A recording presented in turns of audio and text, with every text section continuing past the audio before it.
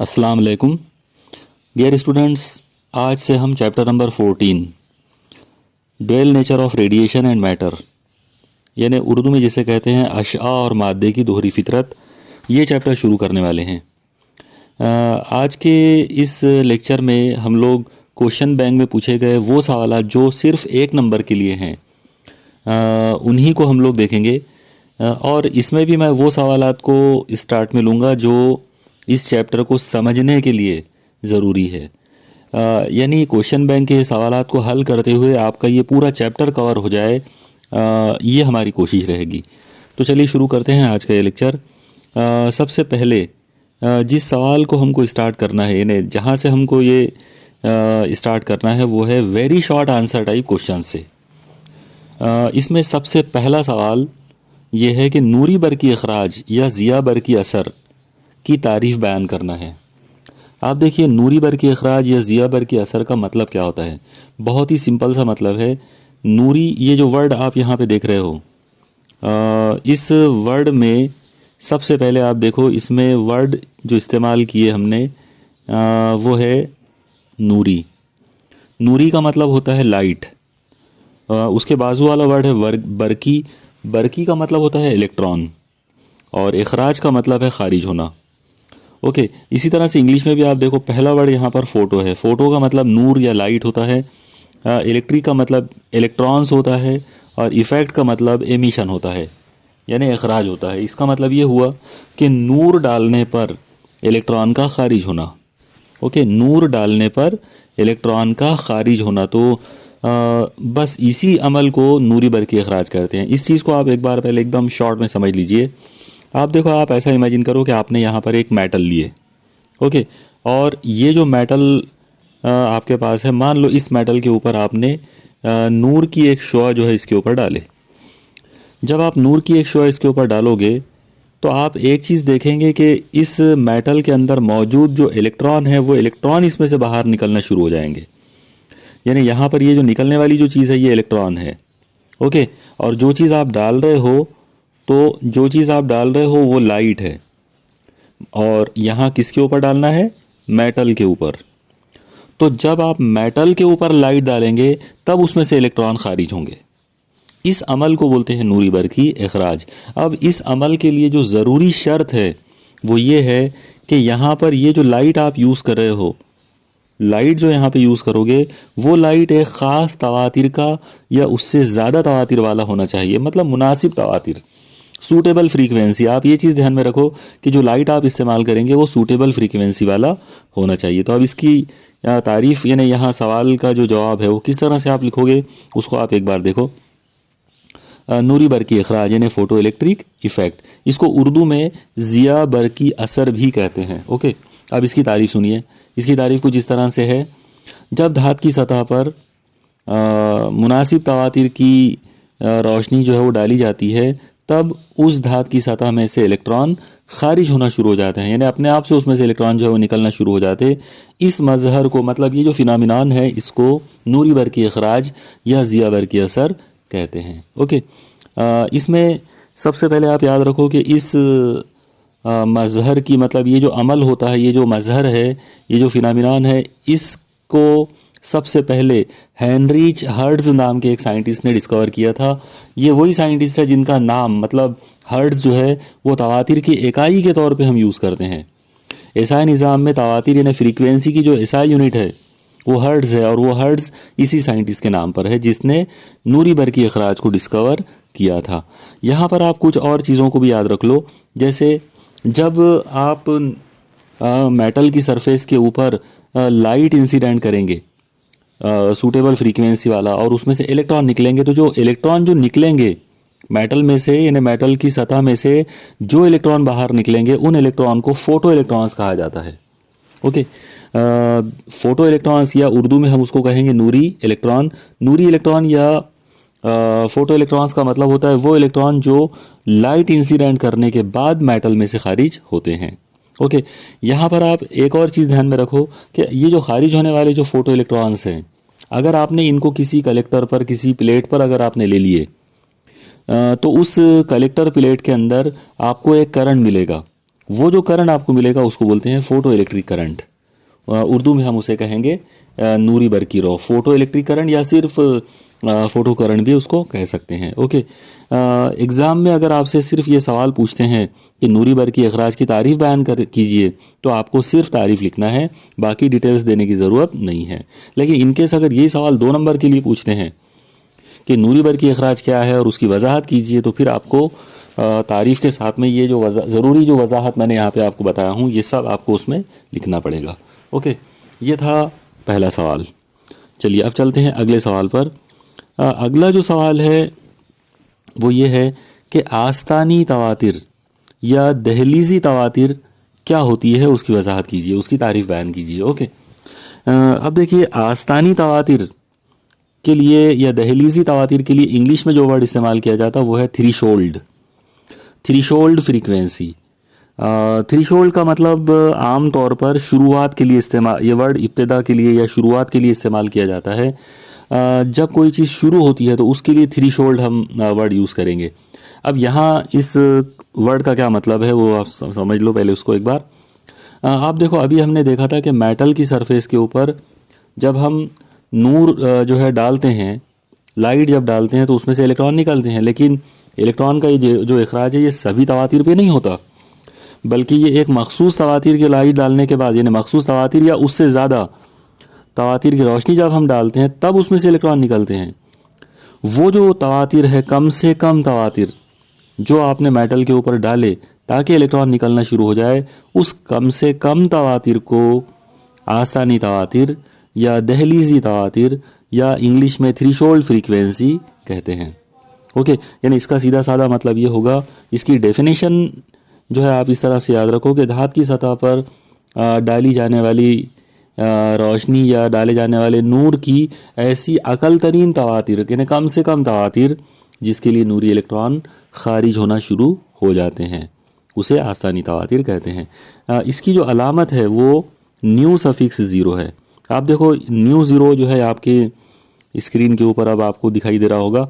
ये जो new zero जो है तो देखने में ये थोड़ा सा स्मॉल लेटर में वी जैसा नज़र आ रहा है, लेकिन रियल में ये वी नहीं है बल्कि ये ऐसा होता है। इस तरह से उसको बनाएंगे, न्यू सफिक्स ज़ीरो। यहाँ मैं एक बार और क्लियर बता देता हूँ उसको, ये इस तरीके से हम लिख सकते हैं, न्यू और उसके सफिक्स में ज़ीरो। ओके, चलिए अब आगे बढ़ाते हैं इसको। यहाँ पर थोड़ी सी एक डिटेल जो मैंने यहाँ आपके लिए दिया है उसको आप एक बार समझ लो। आप याद रखो, एक और डेफिनेशन या एक और कंसेप्ट आपसे एग्ज़ाम में पूछा जा सकता है, और वो कंसेप्ट ये है कि फ़ोटो सेंसिटिव मेटल्स क्या होते हैं, photo sensitive elements, photo sensitive metals. तो यहाँ पर उर्दू में उनके लिए वर्ड रहेगा नूरी हसास धातें या नूरी हसास अनासिर। देखिए, ऐसे मेटल्स जिनके लिए आसानी तवातीर की कीमत बहुत कम हो, आसानी तवातीर की कीमत बहुत कम हो, ऐसे अनासिर को या ऐसे मेटल्स को फोटो सेंसिटिव मेटल्स कहा जाता है।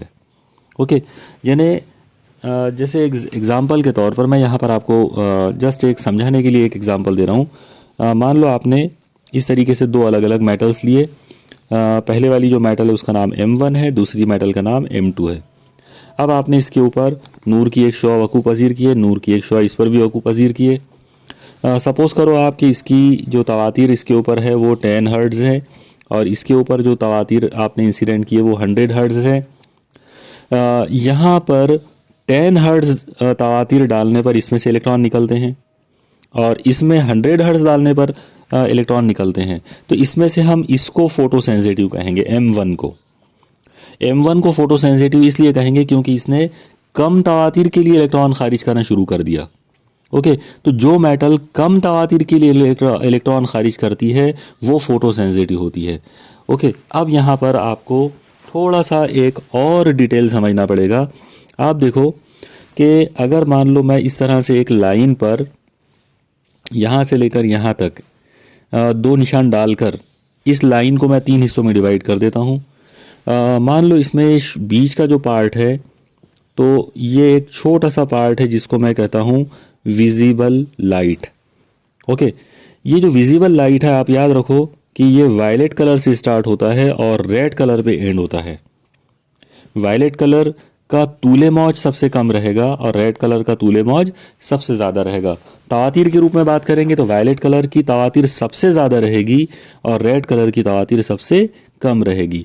अब इस अल्ट्रा वायलेट रीजन के इस तरफ यानी वायलेट साइड में अगर हम देखेंगे तो इधर अल्ट्रा वायलेट लाइट होता है और इस विजिबल लाइट के इस तरफ जाएंगे यानी रेड के उस तरफ अगर जाएंगे इधर होता है इंफ्रारेड लाइट। अब मैंने अभी आपको बताया कि फ्रीक्वेंसी के हिसाब से अगर हम बात करेंगे तो वायलेट की फ्रीक्वेंसी सबसे ज़्यादा है और रेड की फ्रीक्वेंसी सबसे कम है। इसका मतलब ये हुआ कि अगर आप इंफ्रारेड लाइट की बात कर रहे हो तो आप बहुत कम तवातीर की बात कर रहे हो और अगर आप अल्ट्रा वायलेट की बात कर रहे हो तो आप बहुत ज़्यादा तवातीर की बात कर रहे हो। अल्ट्रा वायलेट का मतलब रहेगा वो लाइट जिसकी तवातीर बहुत ज़्यादा होती है, इंफ्रारेड वो लाइट जिसकी तवातीर बहुत कम होती है और विजिबल लाइट वो लाइट जो इंसानों को नज़र आता है। ओके, यानी फ्रीक्वेंसी इलेक्ट्रोमैग्नेटिक वेव्स की वो फ्रीक्वेंसी जो इंसानों को दिखाई दे सकती है उसको हम विजिबल लाइट कहेंगे। ओके, अब आपको एक चीज़ तो समझ में आ ही गई होगी इसके अंदर कि इंफ्रारेड लाइट दुनिया का ऐसा लाइट है जिसकी तवातीर सबसे कम है, उससे ज़्यादा तवातीर विजिबल लाइट की है और सबसे ज़्यादा तवातीर अल्ट्रा वायलेट लाइट की है। ओके, इसका मतलब ये हुआ कि अगर आप मेटल्स के ऊपर अल्ट्रा वायलेट लाइट डालते हैं तो इलेक्ट्रॉन निकल ही जाएंगे क्योंकि अल्ट्रा वायलेट की तवातीर बहुत ज़्यादा है। लेकिन जब आप विजिबल लाइट डालेंगे तो ज़रूरी नहीं है कि इलेक्ट्रॉन खारिज हो।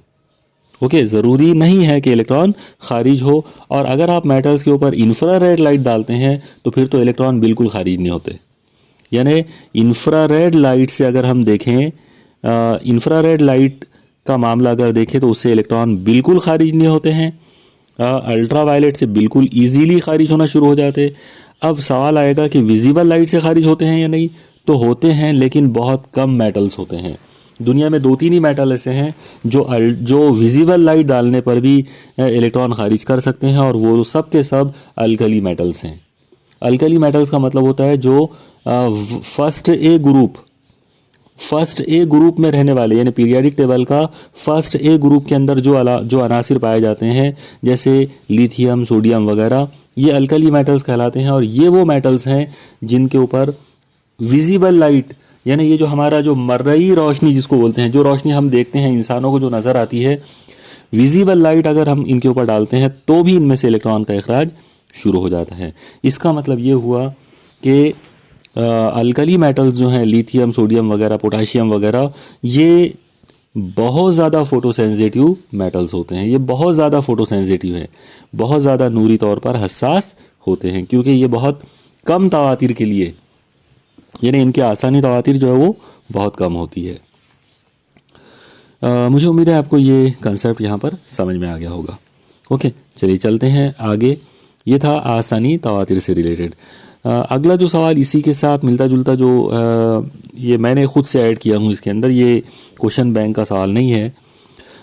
ये सवाल इस तरह से पूछ सकते हैं आप लोगों से कि आसानी तूले मौज या दहलीजी तूले मौज क्या है।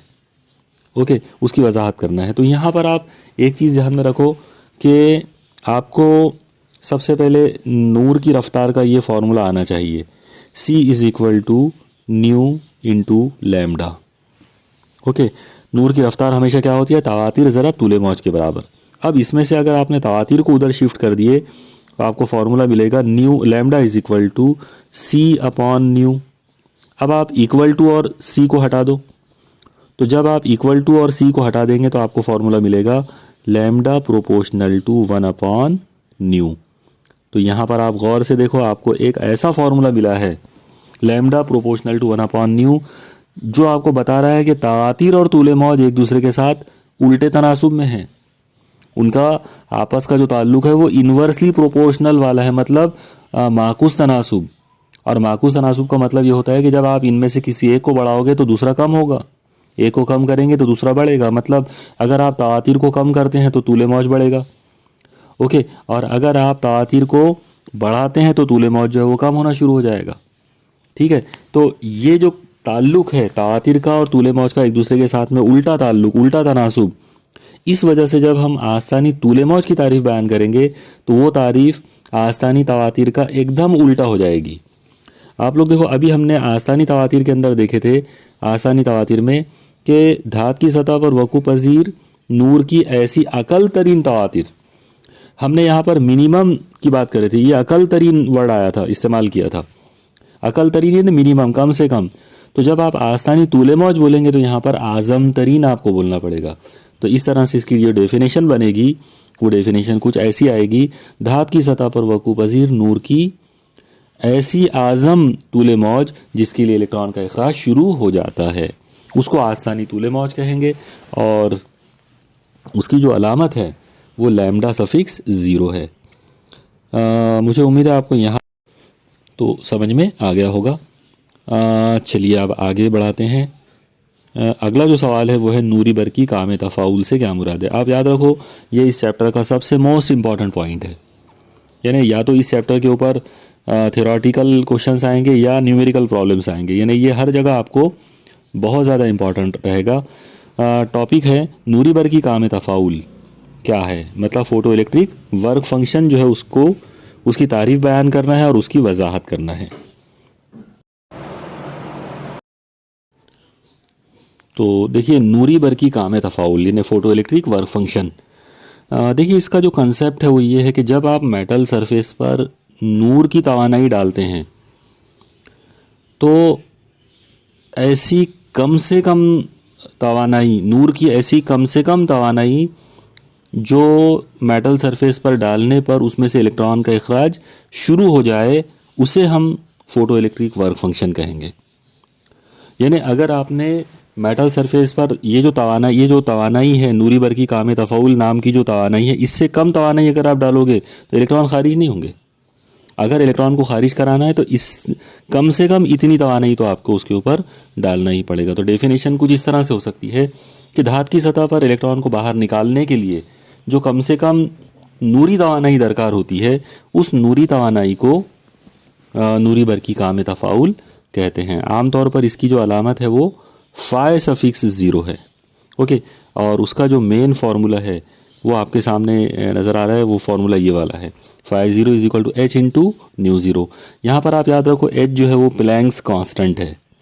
यानी प्लैंक जो है, मैक्स प्लैंक नाम के जो साइंटिस्ट गुजरे हैं जिन्होंने क्वांटम फिज़िक्स की शुरुआत की है, तो उनका ये मुस्तकिल है, ये एक यूनिवर्सल मुस्तकिल है एच। ओके, यहाँ पर आप एक और चीज़ ध्यान में रखो कि अगर आपने इस आसानी तवातीर न्यू 0 को आसानी तूले मौज में अगर आप कन्वर्ट करेंगे तो उसको C अपॉन लैम्डा 0 लेना पड़ेगा। क्यों लेना पड़ेगा, तो उसका रीज़न मैंने आपको कुछ देर पहले भी वैसे बताया था, लेकिन मैं और एक बार एक्सप्लेन कर देता हूँ। आप देखो, हमने फार्मूला देखा था C is equal to nu into lambda. इसका मतलब न्यू इज़ इक्वल टू आ जाएगा C अपॉन लैम्डा। ओके, तो आप लोग देखो यहाँ पर H इंटू न्यू 0 है, तो ये जो न्यू 0 है इसको हटाकर आप उसकी जगह पर C अपॉन लैम्डा 0 ले सकते हैं। ओके, तो जहाँ पर भी आपको तवातीर को हटाना हो, आप तवातीर की जगह पर C अपॉन तूले मौज, C अपॉन लैम्डा ले सकते हैं। चलो ठीक है, तो ये था कंसेप्ट नूरी बरकी काम तफ़ाउल का। चलिए अब चलते हैं अगले सवाल पर। अगला सवाल है सवाल नंबर 5, और वो ये है कि मुनक़ता कवा यानी स्टॉपिंग पोटेंशियल या कट ऑफ पोटेंशियल क्या होता है, उसकी वजाहत करना है। देखिए, ये इस पर्टिकुलर आर्टिकल को समझने के लिए आपको हर्ट्ज़ लेनार्ड एक्सपेरिमेंट जो है उसकी डिटेल्स आना चाहिए, और वो इंशाल्लाह अगले लेक्चर के अंदर हम कवर करेंगे, जब हम 2 नंबर या 3 नंबर या 4 नंबर वाले सवालात को जब हम हल करेंगे, उस दौरान वो एक्सपेरिमेंट आ जाएगा, तो उस वक्त हम उसको डिटेल में ले लेंगे। अभी मैं आपको एकदम शॉर्ट में उससे रिलेटेड कुछ चीज़ें जो है वो समझा देता हूँ। आप देखो, स्टॉपिंग पोटेंशियल को समझने का सबसे आसान तरीका ये है कि आप ऐसा समझो कि ये एक मेटल प्लेट है, और इस मेटल प्लेट के ऊपर आपने नूर की एक शुआ जो है इसके ऊपर आपने डाले। यानी यहाँ पर ये जो चीज़ आप देख रहे हो ये लाइट है। ओके, अब लाइट इंसिडेंट करने के बाद इसमें से यहाँ से इलेक्ट्रॉन निकलेंगे मेटल में से। ये जो मेटल यहाँ से निकलेंगे, इन मेटल्स को हम यहाँ पर एक प्लेट पर ले लेंगे। एक प्लेट हम यहाँ ले सकते हैं, मेटल प्लेट। ये जो मेटल प्लेट है इसे कहा जाएगा कलेक्टर। ओके, ये वर्ड आप याद रखो, कलेक्टर। ठीक है, तो कलेक्टर प्लेट जो है इसको अगर आपने पॉजिटिव पोटेंशियल दिया तो ये इन तमाम इलेक्ट्रॉन्स को, मतलब यहाँ से आने वाले जितने भी इलेक्ट्रॉन्स हैं सबको अपनी तरफ कशिश करेगी, और नतीजा ये निकलेगा कि इसके अंदर इधर जो करंट आपको मिलेगा, यहाँ पर ये जो करंट आपको मिलेगा माइक्रो एम मीटर में, वो बहुत ज़्यादा करंट आपको मिलेगा। अब आप इमेजिन करो कि आपने इसको पॉजिटिव की बजाय निगेटिव पोटेंशियल दे दिया, कलेक्टर को निगेटिव पोटेंशियल दिया, तो निगेटिव पोटेंशियल की वजह से होगा ये कि वो ये वाले जो इलेक्ट्रॉन है इनको वो रिपेल करेगा, वो आने नहीं देगा करीब, और नतीजा ये होगा कि इधर यहाँ पर यानी माइक्रो एमीटर के अंदर यहाँ हमको जो करंट मिलेगा वो कम होता जाएगा, उसकी वैल्यू डाउन होती जाएगी। तो बस यही इसका मेन कंसेप्ट है कि जब आप कलेक्टर प्लेट को निगेटिव पोटेंशियल दे देते हैं, निगेटिव वोल्टेज लगा देते हैं, तब उसके तरफ नूरी इलेक्ट्रॉन पहुंचने की जो तादाद है वो कम हो जाती और नतीजे में उधर नूरी करंट कम हो जाता। ओके, इसीलिए इसकी जो डेफिनेशन यहाँ पर बनेगी वो कुछ इस तरह से बनेगी कि नूरी बरकी अखराज का तजुर्बा जो है, जिसको हर्ट्ज लेनार्ड एक्सपेरिमेंट कहते हैं, हम आगे चलकर पढ़ेंगे इंशाल्लाह उसको, उस तजुर्बे में अगर प्लेट को मतलब कलेक्टर को मनफी बरकी का आवाज जो दिया जा रहा है उसको अगर बढ़ाते जाएं, निगेटिव वोल्टेज को अगर बढ़ाते जाएं, तो नूरी बरकी रॉ जो है फोटो इलेक्ट्रिक करंट वो लगातार कम होता चले जाता, उसकी कीमत जो है वो लगातार डाउन होती चली जाती, और एक मखसूस निगेटिव पोटेंशियल ऐसा रहता जिसके लिए नूरी बरकी रॉ की कीमत 0 हो जाती, फोटो इलेक्ट्रिक करंट सिफर हो जाता। जिस वोल्टेज के लिए नूरी बरकी रॉ सिफर हो जाता है उसको हम बोलेंगे stopping potential. Okay, stopping potential जो होता है तो आम तौर पर उसको हम V0 या V S से जाहिर करते हैं, S फॉर स्टॉपिंग। ओके, और 0 आमतौर पे इस कट ऑफ के लिए इस्तेमाल करते हैं। अब हमको इसका फॉर्मूला देखना है, तो आप यहाँ पर इसके फॉर्मूले के बारे में एक चीज़ ध्यान में रखो। इसका जनरल आइडिया ये है कि जब इलेक्ट्रॉन खारिज होता है मेटल में से, तब उसकी पोटेंशियल एनर्जी और उसकी तवानाई बिल हरकत मसावी होती है। तवानाई बिल कवा और तवानाई बिल हरकत का मसावी होना लाजमी है। कोई भी इलेक्ट्रॉन को अगर मेटल से निकालते हैं, मेटल की सतह में से अगर वो खारिज होता है तो उसकी पोटेंशियल एनर्जी और काइनेटिक एनर्जी इक्वल हो जाती। ओके, अब आप एक चीज़ देखो, अगर पोटेंशियल एनर्जी और काइनेटिक एनर्जी अगर इक्वल है तो इसका मतलब ये हुआ कि यहाँ पर हम इनके फार्मूलों को भी इक्वेट कर सकते हैं। पोटेंशियल एनर्जी का फार्मूला होता है E इंटू वी, वी का मतलब है पोटेंशियल और E का मतलब है charge, is equal to potential kinetic energy का फार्मूला होता है हाफ m इंटू वी का स्क्वायर। ओके, यहाँ पर आप याद रखो ये जो V है, ये V का मतलब Vs है, स्टॉपिंग पोटेंशियल है। तो ये कॉन्सेप्ट को यूज़ करके हम स्टॉपिंग पोटेंशियल का फार्मूला बना सकते हैं, और वो फार्मूला कुछ इस तरह से होगा, Vs is equal to kinetic energy upon E, और जाहिर है काइनेटिक एनर्जी का फार्मूला क्या होता है, हाफ mv स्क्वायर। इसलिए Vs का फार्मूला जो हमको मिलेगा वो फार्मूला कुछ इस तरह से मिलेगा, Vs is equal to half mv square upon E। यहाँ पर आप याद रखो m का मतलब है मास ऑफ इलेक्ट्रॉन यानी इलेक्ट्रॉन की कमियत, v जो है वो इलेक्ट्रॉन की रफ्तार है। ओके, और E जो है वो इलेक्ट्रॉन का बरकी बार है। यहाँ पर एक और चीज़ याद रखना कि ये जो V है ये इलेक्ट्रॉन की मैक्सिमम रफ्तार होती है, V मैक्स भी उसको लिखते हैं अक्सर। ओके, ये मैक्सिमम रफ्तार है, मैक्सिमम रफ्तार वाला इलेक्ट्रॉन जो है वो यहाँ पे निकलेगा। तो ये था स्टॉपिंग पोटेंशियल का कंसेप्ट। ओके, चलिए अब चलते हैं अगले सवाल पर। अगला सवाल है सवाल नंबर 6। एक धात के लिए इलेक्ट्रॉन के अखराज के लिए दरकार अकल तरीन तवातिर 7 × 10⁻14 हर्ट्ज़ है। इस धात का नूरी बरकी काम तफाउल क्या होगा? देखिए, बहुत ही सिंपल, बहुत ही इंपॉर्टेंट सवाल है। आपको अकल तरीन तवातिर दी गई है। अकल तरीन तवातिर का मतलब होता है थ्रेशोल्ड फ्रीक्वेंसी, मतलब 𝛎0। ओके, और आपको नूरी बरकी काम तफाउल मालूम करना है, मतलब ∅0। ओके, तो चलो देखो इसको किस तरह से करेंगे। सबसे पहले 𝛎0 दिया हुआ है 7 × 10⁻14 हर्ट्ज़, ∅0 मालूम करना है। अब आप लोग याद करो, आप अभी हमने कुछ देर पहले देखा था ये formula, ∅0 is equal to h into 𝛎0 बराबर h प्लैंक्स कांस्टेंट है, 𝛎0 आसानी तवातिर है। तो बस ये फार्मूला याद रखो, इसमें कीमतें ला के रख देंगे। h की जो स्टैंडर्ड कीमत है वो है 6.63 × 10⁻−34 जूल इंटू सेकंड। ये जो नंबर है ये अगर वैसे तो इसकी ज़रूरत इतनी ज़्यादा पड़ेगी कि आपको ये वैसे याद हो जाएगा, लेकिन इनकेस अगर आपको ये एच की वैल्यू याद नहीं भी है तो कोई मसला नहीं है। क्वेश्चन पेपर के शुरू में फ्रंट पेज पर ही आपको सारे फिजिकल कांस्टेंट्स दे दिए जाएंगे, तो उनमें से ये वाला फिजिकल कांस्टेंट यानी एच जो है ये भी आपको दिया जाएगा। तो एच की वैल्यू पेपर के फ्रंट पेज के ऊपर आप देख सकते हैं, वो वहाँ आपको नज़र मिल जाएगी। ओके, तो एच की वैल्यू है 6.63 10 का पावर -34। न्यू ज़ीरो की वैल्यू है 7 × 10 का पावर 14। दोनों को अगर सॉल्व किए तो आप देखो ये 6.63 और 7, इन दो लोगों को अगर आप हल करते हैं तो आंसर आ जाएगा 46.41। और ये 10 का पावर -14 और 10 का पावर +14, -34 और +14, इनको हल करेंगे तो 10 का पावर -20 आ जाएगा। ओके, अब आप एक काम कर सकते हैं, इसमें ये जो 46 है इसमें डेसिमल पॉइंट को एक डिजिट पीछे सरकाओ। जब आप इसको एक डिजिट पीछे सरकाएंगे तो मल्टीप्लाई करना पड़ेगा 10 के पावर 1 से।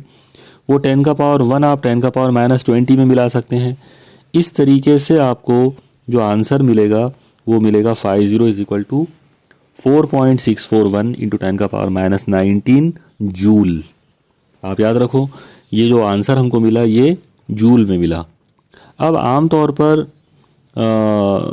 इलेक्ट्रॉन के लिए या फोटॉन के लिए या छोटे लेवल पर मतलब तवानाई जो है वो आम तौर पर जूल में नहीं नापी जाती बल्कि इलेक्ट्रॉन वोल्ट इकाई में नापते हैं।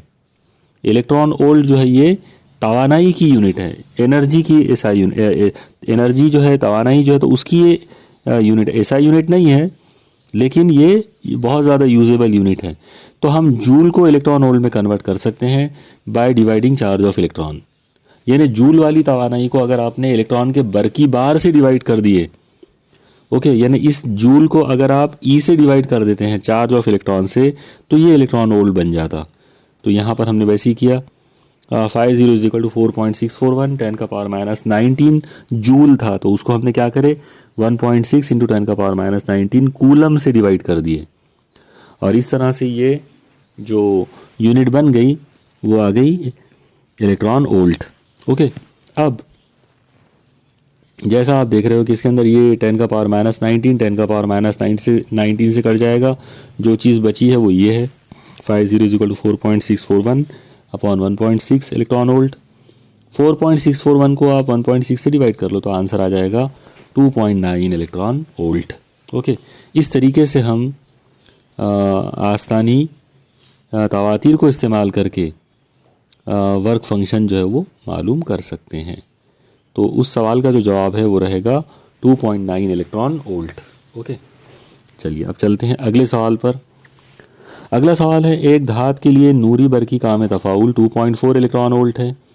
इसकी सतह पर वकूफ़ पज़ीर नूरी फोटॉन की तवानाई 4.0 इलेक्ट्रॉन वोल्ट है। खारिज होने वाले नूरी इलेक्ट्रॉन की तवानाई बिल हरकत मालूम कीजिए। ओके, आप देखो इस सवाल को हल करने का जो कंसेप्ट है उसको एक बार समझ लो। मान लो यहाँ पर ये आपके पास एक मेटल है। ओके, इस मेटल के ऊपर आपने नूर की एक जो तवानाई है वो आपने इसके ऊपर डाले। ओके, और इसमें से इलेक्ट्रॉन जो है वो खारिज हो गए। अब यहाँ पर आप एक फॉर्मूला बना सकते हैं। आप देखो जो फोटॉन आप डाल रहे हो उसकी एनर्जी रहेगी ई, उसको हम ई से डिनोट करेंगे। ये जो मेटल सरफेस है इसका वर्क फंक्शन लेंगे 50, और जिस एनर्जी से ये इलेक्ट्रॉन यहाँ से खारिज हो गया वो होगा काइनेटिक एनर्जी, तवानाई बिल हरकत।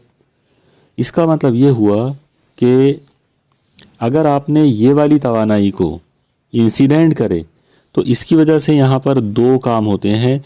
एक है नूरी बरकी काम तफ़ाउल और दूसरा काम होता है तवानाई बिल हरकत। ओके, एक बार फिर से आप देखो, आपने ई एनर्जी इसके ऊपर डाले, इस एनर्जी से दो काम हुए। पहला नूरी बरकी काम तफ़ाउल, दूसरा इलेक्ट्रॉन की तवानाई बिल हरकत। इसका मतलब 50 और ई के को अगर जमा करते हैं तो वो ई के बराबर आ जाएगा। फोटॉन की एनर्जी हमेशा काय के बराबर रहेगी, work function plus kinetic energy of electron. Okay, ये कॉन्सेप्ट यूज़ करके जो फॉर्मूला हम बना सकते हैं वो ये रहेगा E = 50 + EK। ओके, अब आप देखो इसके अंदर आपको E भी दिया हुआ है और 50 भी दिया हुआ है और ये मालूम करना है। तो ये इतनी सिंपल इक्वेशन हम यूज़ करेंगे। एक्चुअली ये जो इक्वेशन है इसको बोलते हैं आइंस्टाइन्स फोटोइलेक्ट्रिक इक्वेशन।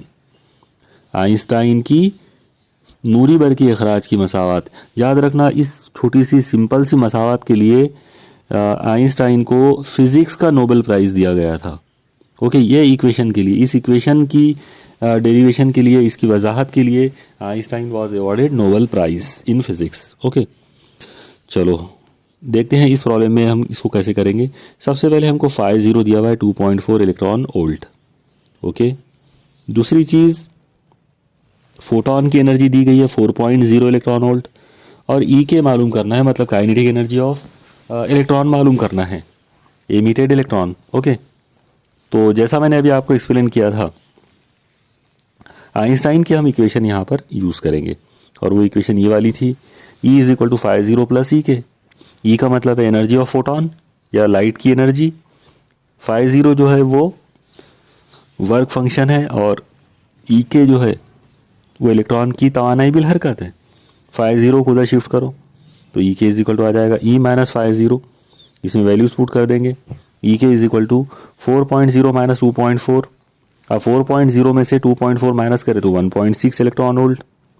अब आप देखो आंसर इलेक्ट्रॉन वोल्ट में आ गया, लेकिन अगर आपसे एसआई यूनिट पूछी जाए, इन केस अगर आपको ये बोला जाए कि भाई एसआई यूनिट में बताओ, तो इलेक्ट्रॉन वोल्ट को अगर आपने 4 से मल्टीप्लाई करे तो जाकर वो जूल बनेगा। तो इस तरह से ये आ जाएगा 1.6 इंटू 1.6 इंटू 10 का पावर माइनस 19।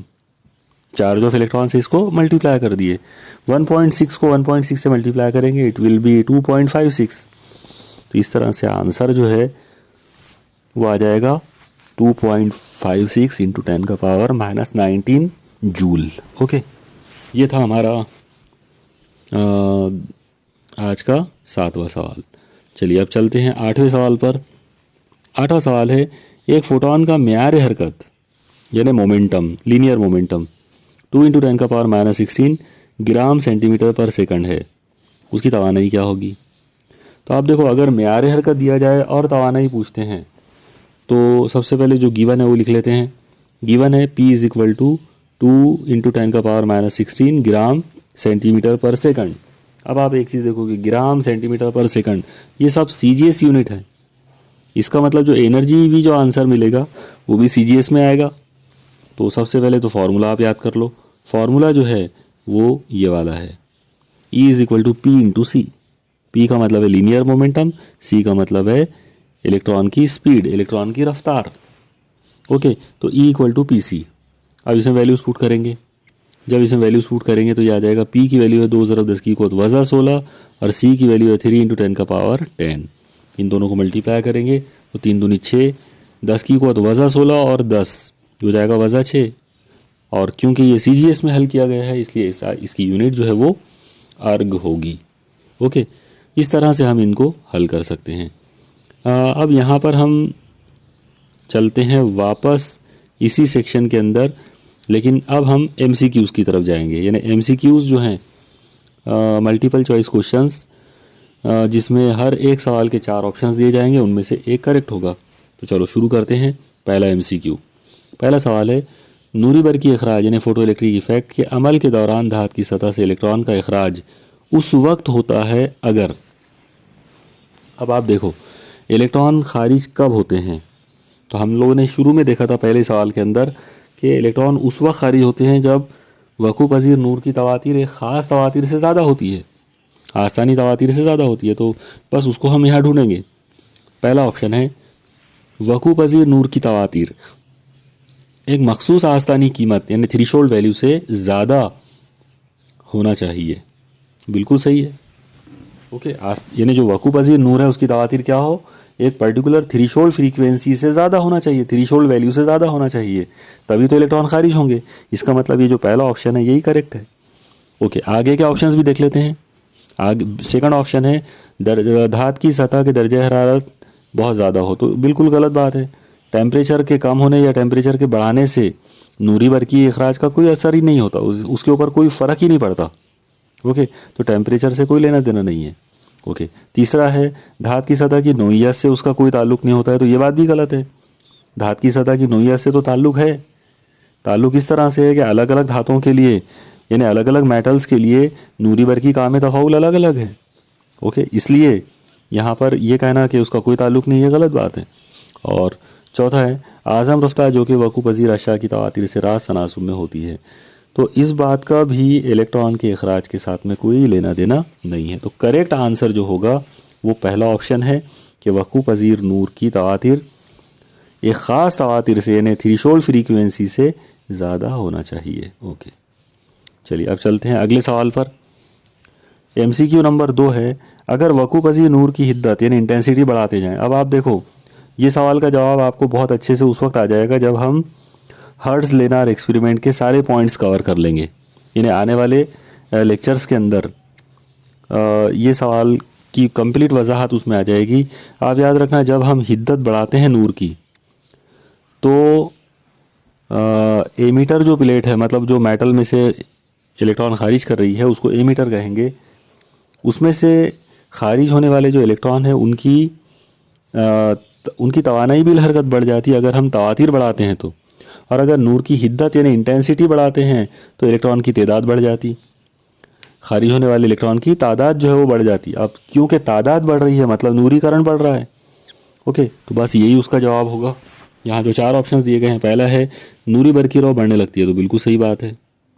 दूसरा है नूरी बरकी रौ कम होने लगती है, ये गलत बात है। नूरी इलेक्ट्रॉन की तवानाई बिल हरकत बढ़ने लगती है। आप याद रखो, तवानाई बिल हरकत का नूर की हिद्दत के साथ में कोई ताल्लुक नहीं है। ओके, यानी इलेक्ट्रॉन की जो तवानाई बिल हरकत है उसका फ्रीक्वेंसी के साथ में लेना देना है, लेकिन हिद्दत के साथ में नहीं है। तो इस तरह से इस पर्टिकुलर सवाल का जवाब होगा नूरी बरकी रौ की कीमत बढ़ाने पर। चलिए अगला सवाल है, नूरी इलेक्ट्रॉन के आज़म तवानाई बिल हरकत सिर्फ खाली जगह पर मुनहसिर होती है, यानी आज़म तवानाई बिल हरकत काय पे डिपेंड होती है। तो अब आप यहाँ पे 4 ऑप्शंस देखो, पहला है बरकी कवा यानी पोटेंशियल, दूसरा है तवातीर यानी फ्रीक्वेंसी, तीसरा है जाविया वकू यानी इंसिडेंट एंगल, और चौथा है प्रेशर यानी दबाव। तो आप देखो, बरकी कवा, जाविया वकू और दबाव, इनका इस पर्टिकुलर आर्टिकल से कोई लेना देना नहीं है। मतलब इस पर्टिकुलर सवाल का जो जवाब है वो होगा तवातीर। तो तवातीर जो है उस पर आज़म तवानाई बिल हरकत जो है वो डिपेंड करती है। चलिए अगले सवाल पे चलते हैं। अगला सवाल है डी ब्रॉय। इंग्लिश जो लेटर्स हैं वो डी ब्रॉगली जैसा लगता है, लेकिन रियल में वो डी ब्रॉय है। उसको डी ब्रॉगली नहीं पढ़ना चाहिए बल्कि डी ब्रॉय पढ़ना चाहिए। ओके, तो डी ब्रॉय के मफरूज़े के मुताबिक लहरें खाली जगह के साथ मुताल्लिक होती हैं, यानी किससे एसोसिएटेड होती हैं। लहरों का जो ताल्लुक है वो किस चीज़ के साथ में होता है। तो चलो यहाँ इसके ऑप्शंस देखते हैं। पहला है सिर्फ मुतहरक मोतदिल ज़रात। अब आप देखो, मुतहरक लेकिन मोतदिल का मतलब है न्यूट्रल। तो हाँ ठीक है, मोतदिल के ज़रात के साथ में होता है, उनके साथ लहरें होती है। ओके, जिनको हम मैटर वेव कहते हैं या डी ब्रॉय लहरें कहते हैं, तो वो होती हैं मोतदिल ज़रात के साथ में। ओके, दूसरा है सिर्फ मुतहर्रक बरकाए हुए ज़रात। तो अब बरकाए हुए ज़रात के साथ भी होती है, लेकिन सिर्फ उनके साथ होगी ऐसा नहीं है। ऊपर हमने देखा कि मोतदिल ज़रात के साथ भी है। तो मोतदिल ज़रात हो या बरकाए हुए ज़रात हो, उनके साथ में उनके साथ लहरें जो है वो ज़रूर होती है डी ब्रॉय के मुताबिक। तीसरा है इलेक्ट्रॉन के साथ। तो इलेक्ट्रॉन के अंदर ऊपर की दोनों बातें आ गई, मतलब वो चार्ज पार्टिकल भी है और मुतहर्रक भी होता है, तो इसलिए उसमें डी ब्रॉय के मुताबिक उसके अंदर मतलब लहरें होंगी। चौथा है तमाम मुतहर्रक मादी ज़रात, यानी दुनिया में जितने भी मटेरियल पार्टिकल्स हैं जो हरकत में हैं उन सब के लिए डी ब्रॉय का प्रिंसिपल लागू होगा। और ये बात बिल्कुल सही है, दुनिया के सारे अनासिर के अंदर दुनिया के तमाम जितने भी ज़रात हैं सब के लिए ये बात लागू होती है। ओके, तो ये था हमारा सवाल नंबर 4। चलिए अगले सवाल पे चलते हैं। अगला सवाल है सवाल नंबर 5। एक धात के लिए नूरी बरकी काम तफ़ाउल 4.2 इलेक्ट्रॉन वोल्ट है, उसका दहलीजी तूल मौज यानी थ्रेशोल्ड वेवलेंथ मालूम करना है। देखो ये सवाल बहुत ही इंपॉर्टेंट है। इसके अंदर 4 ऑप्शंस आपको दिए गए हैं। चलो शुरू करते हैं। पहले सबसे पहले आप देखो कि इसके अंदर आस्तानी नूरी बरकी काम तफ़ाउल दिया है, मतलब 4.2 इलेक्ट्रॉन वोल्ट। 4.2 को 1.6 10 का पावर -19 से मल्टीप्लाई करो जूल बनाने के लिए, तो तो ये कुछ ऐसा हो जाएगा 50 इज इक्वल टू 6.72 10⁻⁻19। आपको आसानी तूले मौज मालूम करना है लैम्डा ज़ीरो। चलो फॉर्मूला देखते हैं। 50 is equal to h into nu zero, इस पर से 50 is equal to h into c upon lambda zero, क्योंकि वो हमने देखा था अभी तवातीर और तूले मौज का ताल्लुक। फिर लैम्डा ज़ीरो को 50 के साथ इंटरचेंज कर लिए, तो lambda zero is equal to आ गया h इंटू सी अपॉन 50। अब वैल्यूज़ पुट कर दो। वैल्यूज़ पुट करेंगे तो ये कुछ ऐसा हो जाएगा 6.63 10⁻34 इंटू सी की वैल्यू है 3 इंटू 10⁸, 50 है 6.72 10⁻19। ओके, अब आप देखो 10 के पावर्स को अगर सॉल्व कर लिए सबको एक साथ, नीचे वाले को ऊपर पहुंचाकर, तो आंसर आ जाएगा 10⁻7 और बाकी नंबर वैसे ही रहेंगे 6.63 इंटू 3/6.72। अब ऊपर वाले जो नंबर है उनको अगर मल्टीप्लाई किया जाए एक दूसरे के साथ में, तो उसका जो आंसर आएगा डिवाइड करने के बाद, यानी पहले ऊपर वाले दो नंबरों को मल्टीप्लाई कर लो, फिर बाद में उसको 6.72 से डिवाइड कर लो, तो आंसर जो मिलेगा वो मिलेगा 2.9598 इंटू 10⁻7 मीटर। अब ये जो हमको मिला 10⁻7 मीटर में मिला, इसको अगर डिग्री एंगस्ट्रॉम बनाना तो 10⁻³ इसमें मिलाना पड़ेगा, यानी 10⁻+3 से न्यूट्रलाइज करेंगे, तो डेसिमल पॉइंट जो है वो यहाँ से तीन डिजिट जो है वो आगे बढ़ेगा। ओके, इस तरह से आंसर आएगा 2959.8 डिग्री एंगस्ट्रॉम। ओके, ये था ये वाला न्यूमेरिकल। चलिए अब चलते हैं अगले सवाल पर। सवाल नंबर 6। 6.2 इलेक्ट्रॉन वोल्ट वाले बालाए बनाफशी नूर अल्ट्रावायलेट लाइट को एल्यूमिनियम, जिसका नूरी बरकी काम तफाउल 4.2 इलेक्ट्रॉन वोल्ट है, उस पर वकू पजीर किया गया। इलेक्ट्रॉन जो खारिज होंगे उनकी आज़म तवानाई बिल हरकत मालूम करना है। 4 ऑप्शंस आपको दिए गए हैं। चलो देखो कैसा करेंगे इसको। सबसे पहले E इज इक्वल टू, यानी energy of photon is equal to 6.2 electron volt, इसको कन्वर्ट करने के लिए E से मल्टीप्लाई कर दिए। मल्टीप्लाई करने के बाद जो आंसर आया E is equal to 9.92 10⁻19 joule. अब ये जूल को अगर आपने इलेक्ट्रॉन वोल्ट, ये हो गया एनर्जी ऑफ फोटोन। अब आप नूरी बरकी काम में तफाउल लो, वो आपको दिया हुआ है 4.2 इलेक्ट्रॉन वोल्ट, उसको भी आप कन्वर्ट कर सकते हैं। ठीक है, तो चलो इसको शुरू करते हैं। आइंस्टाइंस की इक्वेशन यूज़ करेंगे, वो आ जाएगा E is equal to 50 plus E के, उसको इधर शिफ्ट करो तो माइनस हो जाएगा, यानी E के इज इक्वल टू आ जाएगा E माइनस 50। अब इसमें वैल्यूज पुट करो तो 9.92 इंटू 10⁻19 माइनस 6.72 इंटू 10⁻19, 10⁻19 कॉमन निकलेगा और 9.92 में से 9.92 में से 6.72 माइनस कर दिए तो आंसर आएगा 3.2। 10⁻19 दोनों में कॉमन है, तो ये हमारे सवाल का जवाब रहेगा। चलिए अब चलते हैं अगले सवाल पर। अगला सवाल है सवाल नंबर 7। प्लैंक का मुस्तकिल 6.6 10⁻34 जूल सेकंड है। अगर हर फोटोन का म्यार हरकत 3.3 10⁻29 किलोग्राम मीटर पर सेकंड हो तो आशा का तूले मौज क्या होगा। आप देखो ये सवाल के अंदर जो वैल्यूज़ दी गई है वो क्वेश्चन बैंक में रॉन्ग दी गई है, बराबर है। क्वेश्चन बैंक के अंदर कुछ अजीब से उसमें वैल्यूज़ दी है जो उनके आंसर से मैच नहीं खाती है। ओके, तो करेक्ट वैल्यूज़ और करेक्ट सवाल ऐसा होगा जैसा मैंने लिखा हूँ। अब आप इसके अंदर देखो, सबसे पहले गिवन क्या क्या है। इसमें गिवन है एच का मतलब है 6.6 10⁻34, तो 6.6 10⁻34 जूल इंटू सेकंड, ये एच की वैल्यू, और म्यार हरकत की वैल्यू है 3.3 10⁻29। एच मालूम करना है। यहाँ पर आप डी ब्रॉय हाइपोथेसिस यूज़ कर सकते हो। डी ब्रॉय हाइपोथेसिस था lambda is equal to h upon p. बस इसमें वैल्यूज पुट करो, फाइनल आंसर आपको जो मिलेगा वो है 2 इंटू 10⁻5 मीटर। ओके, तो ये था हमारा आज का आखिरी सवाल, सवाल नंबर 7। इंशाल्लाह अगले लेक्चर के अंदर हम इस चैप्टर के 2 नंबर वाले, 3 नंबर वाले और 4 नंबर वाले जो सवालात हैं उनको हम कवर करेंगे। तब तक आप इसकी स्टडी करते रहिए। अल्लाह हाफिज़।